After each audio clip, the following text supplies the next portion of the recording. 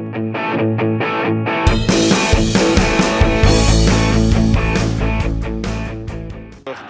van die situatie voor Hilgers. Pelatih Timnas Indonesia, Shin Tae-yong, punya pesan khusus bagi anak asuhnya jelang dua laga krusial melawan Jepang dan Arab Saudi dalam lanjutan kualifikasi Piala Dunia 2026 zona Asia. Shin menekankan pentingnya fokus pada performa tanpa merasa terbebani, meskipun Garuda masih berada di peringkat kelima grup C. Indonesia akan menghadapi dua tim tangguh di kandang sendiri bulan depan.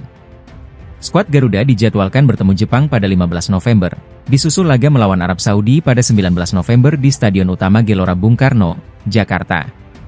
Saat ini, Indonesia baru mengantongi 3 poin dari 4 pertandingan, setara dengan Cina di dasar klasemen.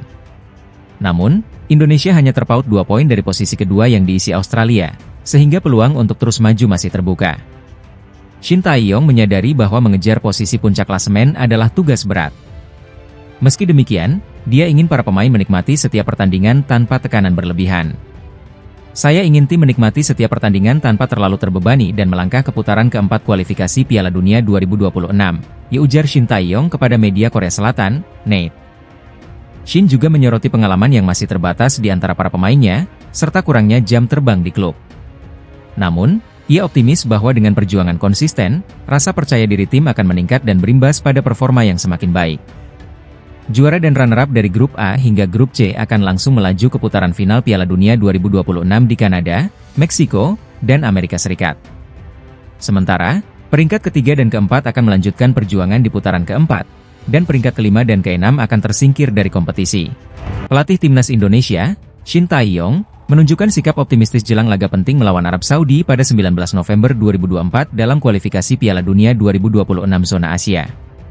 Meski Arab Saudi baru saja mengganti pelatih dari Roberto Mancini ke Hervé Renard, Shin Tae-yong yakin bahwa perubahan pelatih ini tidak akan memberi dampak besar pada kekuatan The Green Falcons. Arab Saudi memang sedang berupaya memperbaiki performanya setelah hasil kurang memuaskan di 4 laga awal grup C. Saat ini, mereka menduduki peringkat ketiga klasemen dengan 5 poin, hasil dari 1 kemenangan, 2 imbang, dan 1 kekalahan. Federasi Sepak Bola Arab Saudi pun bergerak cepat dengan kembali menunjuk Hervé Renard, sosok yang pernah melatih mereka dari 2019 hingga 2023 dan berhasil membawa kejutan dengan mengalahkan Argentina 2-1 di Piala Dunia 2022. Mengenai perubahan pelatih Arab Saudi, Shin Tae-yong menilai hal ini tidak akan mengubah banyak dari kualitas tim lawan, terutama karena waktu yang terbatas untuk membuat perubahan signifikan. Tim nasional tidak memiliki banyak waktu, ujar Shin Tae-yong. Tidak mudah untuk mengganti pemain hanya dengan mengganti pelatih. Saya sudah memahami karakteristik para pemain Arab Saudi, dan saya rasa ini tidak akan banyak berubah. Di klasemen sementara grup C, Indonesia saat ini berada di peringkat kelima dengan 3 poin, bersaing ketat dengan tim-tim kuat seperti Jepang dan Australia. Laga melawan Arab Saudi sangat penting, karena kemenangan akan membuka peluang bagi Indonesia untuk melangkah lebih jauh dalam kompetisi ini. Namun, Shin Tae-yong punya catatan kurang baik saat berhadapan dengan Hervé Renard. Keduanya pernah bertemu pada laga persahabatan antara Korea Selatan dan Maroko di Tissot Arena pada 2017, saat Shin melatih Korea Selatan dan Renard memimpin Maroko.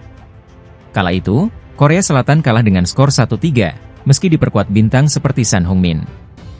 Kali ini, Shin Tae-yong berharap dapat memperbaiki catatan tersebut sekaligus meraih kemenangan berharga bagi Timnas Indonesia di hadapan pendukungnya di Stadion Utama Gelora Bung Karno. Kabar baik datang bagi para penggemar Timnas Indonesia. Bek andalan Jordi Amat dikonfirmasi sudah pulih dari cedera yang sempat menghambatnya. Pemain kelahiran Spanyol itu kini menyatakan kesiapannya untuk kembali berlaga bersama skuad Garuda. Setelah cedera pergelangan kaki yang cukup serius, Jordi merasa kondisinya semakin baik setiap hari. Keadaannya sudah jauh lebih baik sekarang. Saya tidak sabar untuk membantu tim, ujar Jordi. Pulihnya Jordi Amat tentu menjadi kabar menggembirakan bagi pelatih Shin Tae-yong, yang terlihat tetap optimis akan peluang Indonesia melaju ke ronde 4 kualifikasi Piala Dunia 2026. Meskipun tim Garuda sempat kalah dari Cina, Shin Tae-yong menegaskan bahwa target masuk ke babak berikutnya masih sangat realistis. Menurutnya, Timnas Indonesia bisa lolos ke babak playoff jika berhasil mencapai posisi 3 atau 4 di grup C. Saya yakin sekali bahwa kami bisa mencapai target untuk ke ronde 4, ungkap Shin Tae-yong setibanya di Jakarta. Jika Jordi Amat siap bermain kembali, kemungkinan besar kita bisa melihatnya tampil dalam laga berikutnya, termasuk saat menghadapi tantangan berat melawan Jepang. Kehadiran Jordi tentu akan menjadi tambahan kekuatan penting di lini pertahanan Timnas Indonesia, yang kini semakin dipersiapkan untuk meraih kemenangan demi menjaga peluang lolos. Timnas Indonesia sendiri tengah berfokus memaksimalkan setiap peluang, agar impian berlaga di Piala Dunia 2026 tetap terjaga. Semangat optimis Shin Tae-yong dan pulihnya pemain-pemain kunci seperti Jordi Amat diharapkan dapat memperkuat langkah skuad Garuda untuk terus maju di kompetisi internasional ini. PSSI masih menunggu kembalinya Shin Tae-yong dari Korea Selatan untuk menggelar persiapan menuju 2 laga penting Timnas Indonesia di Jakarta pada bulan November mendatang.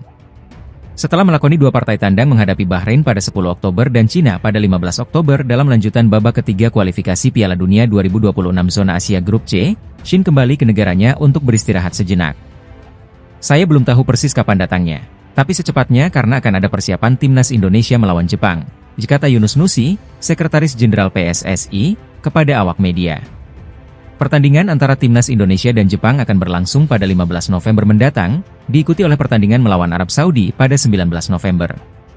Kedua pertandingan ini akan digelar di Stadion Utama Gelora Bung Karno, SUGBK, Jakarta, yang saat ini tengah dalam proses persiapan untuk menghelat partai tersebut. Terkait komposisi pemain untuk 2 laga ini, Yunus Nusi mengungkapkan bahwa hal tersebut masih menunggu keputusan dari Shin Tae-yong. PSSI sendiri belum menerima laporan dari pelatih asal Korea Selatan itu mengenai daftar pemain yang akan dipanggil. Kami masih menunggu Shin Tae-yong, termasuk juga nama-namanya nanti akan kami umumkan yang pasti kan pada saat itu sedang FIFA Matchday. Jadi kami masih menunggu daftar nama dan jadwal dari Shin Tae-yong, jelas Yunus. Pertandingan melawan Jepang dan Arab Saudi tentu menjadi tantangan besar bagi Timnas Indonesia, terutama setelah hasil kurang memuaskan dalam laga melawan Bahrain dan Cina. Dukungan dari masyarakat dan pendukung sangat penting dalam momen ini, terutama dengan adanya dukungan dari ribuan warga Korea Selatan yang akan hadir untuk mendukung Shin Tae-yong. Dengan semangat juang yang tinggi, Garuda Merah Putih diharapkan dapat menunjukkan performa terbaik di 2 pertandingan tersebut. Selain itu, PSSI dan Kemenpora juga saat ini sedang mengusahakan agar Kevin Dix segera bisa bermain menghadapi Jepang pada bulan November. Meski begitu, kehadiran Kevin Dix saja tidak menjamin kemenangan untuk Timnas Indonesia, karena masih banyak masalah yang harus diatasi. Oleh karena itu, evaluasi besar akan dilakukan oleh Shin Tae-yong setelah kembali dari Korea Selatan.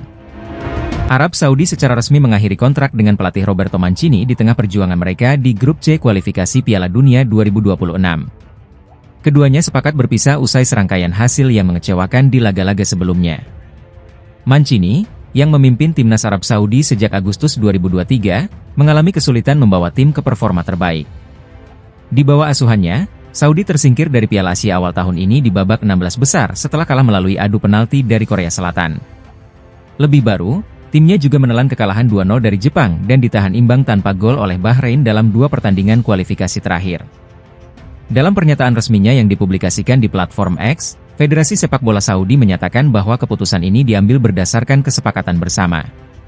Dewan Direksi Federasi Sepak Bola Saudi dan pelatih tim nasional, Roberto Mancini dari Italia mencapai kesepakatan bersama pada hari Kamis untuk mengakhiri hubungan kontrak, bunyi pernyataan tersebut.